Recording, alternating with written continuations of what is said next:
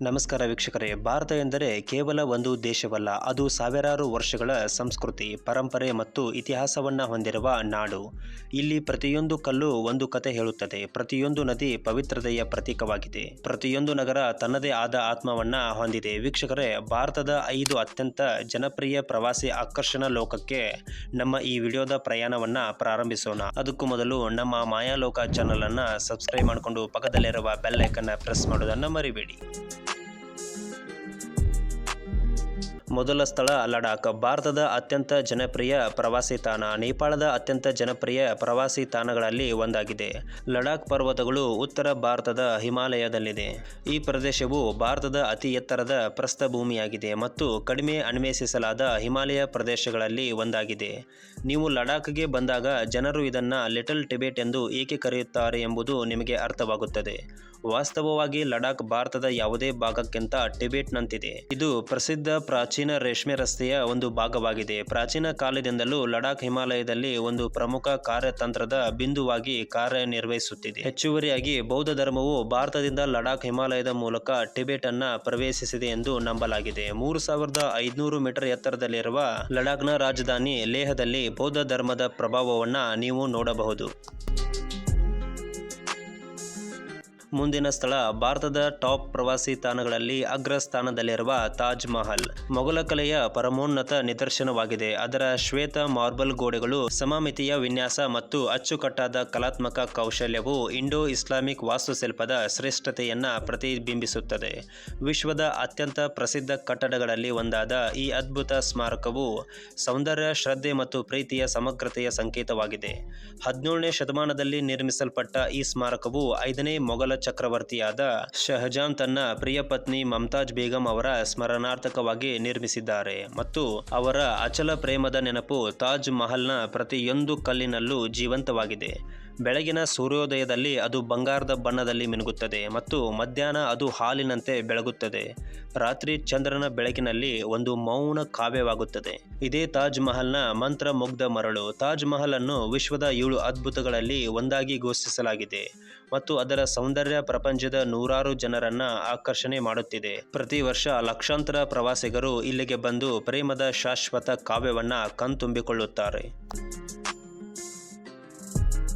ಮುಂದಿನ ಸ್ಥಳ ಭಾರತದ ದಕ್ಷಿಣ ತೀರದಲ್ಲಿ ಹಸಿರು ಪ್ರಾಕೃತಿಕ ಸೌಂದರ್ಯದ ಮಡಿಲಲ್ಲಿ ಅಡಗಿರುವ ನಾಡು ಕೇರಳ. ದೇವರ ಸ್ವಂತ ನಾಡು ಎಂದು ಕರೆಯಲ್ಪಡುವ ನಾಡು ಅಚ್ಚರಿಯಾಗಿದೆ.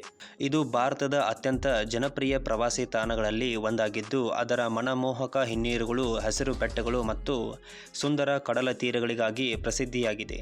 ಪ್ರಕೃತಿಯ ಶಾಂತ ಸೌಂದರ್ಯವನ್ನು ಆಸ್ವಾದಿಸಲು ಬಯಸುವವರಿಗೆ ಕೇರಳ ಒಂದು ಸ್ವರ್ಗದಂತಿದೆ. ಈ ನಾಡಿನ ಪ್ರತಿಯೊಂದು ದೃಶ್ಯವೂ ಪ್ರಕೃತಿಯ ಕಲೆ. ಕೇರಳದ ಹಿನ್ನೀರುಗಳಲ್ಲಿ ಹಡಗಿನಲ್ಲಿ ಪ್ರಯಾಣಿಸುವ ಅನುಭವ ಜೀವನದಲ್ಲಿ ಮರೆಯಲಾಗದ ಕ್ಷಣ.